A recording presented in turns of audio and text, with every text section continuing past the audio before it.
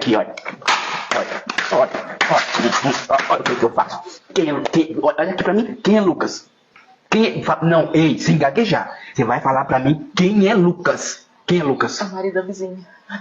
É o que, neném? É o marido da vizinha. O marido da vizinha? É. E eu acabei de ver uma ligação dele aqui no seu celular, neném, ali em cima do móvel ali, e você vem falar pra mim que é o marido da vizinha? O que você anda? O que você viu uma ligação onde? Aqui nesse celular aqui. No meu Não, esse celular não é meu, não. E de quem é esse celular? É da vizinha. Ah, É dela, sabe? O moço tá mexendo a energia dela, perguntou se podia pôr pra carregar aqui em casa. Mas não, pode. Pode.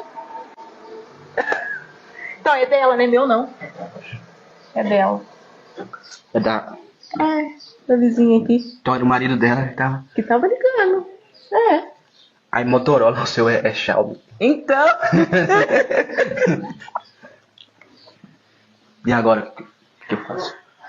Daqui a pouco ela vem buscar, né?